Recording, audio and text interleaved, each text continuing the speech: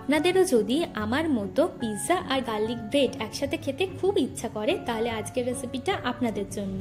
By the way, আমি আপনাদের Trisha and welcome to my channel Trisha tasty ট্রিটে।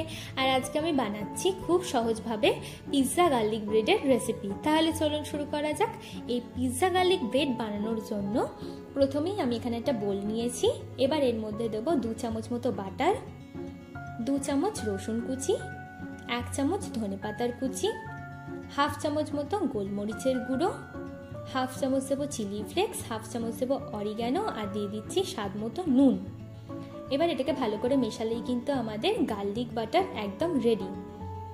এবার একটা প্লেটের মধ্যে আমি হোমমেড গার্লিক ব্রেড ডো নিয়েছি। এবার ওপর থেকে ময়দা ছড়িয়ে এইভাবে হাতের সাহায্যে আমি একটা রুটির শেপে দিয়ে নেব।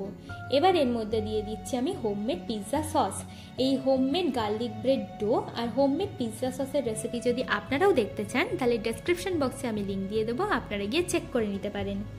এবার এর মধ্যে দেবো আমি গার্লিক বাটারটা। এবার এর মধ্যে আমি দিয়ে দিচ্ছি সেদ্ধ করা কয়েকটা সুইট কর্ন, দিয়ে দেবো পরিমাণ মতো অরিগ্যানো, দিয়ে দিচ্ছি পরিমাণ মতো চিলি ফ্লেক্স। এবার এই ওপরের রুটিটাকে আমি এইভাবে ভাঁজ করে নেব। নিয়ে ফার্স্টে আঙুল দিয়ে আমি এইভাবে একটু চেপে চেপে দিচ্ছি।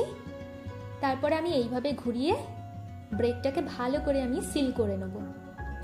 আচ্ছা, বেঁচে গেছিলো যে গার্লিক বাটারটা, সেটাকেও কিন্তু আমি এই ব্রেডের ওপর লাগিয়ে দিচ্ছি। এতে কিন্তু ব্রেডটা খেতে খুবই ভালো লাগে।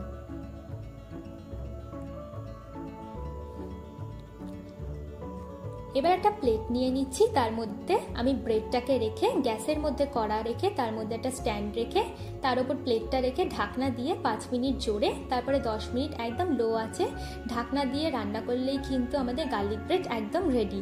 আর যদি আপনারা মাইক্রোওভেনে করতে চান তাহলে 180 ডিগ্রিতে 10 মিনিটের জন্য রাখবেন, তাহলেই কিন্তু আমাদের পিৎজা গার্লিক ব্রেড একদম রেডি হয়ে যাবে।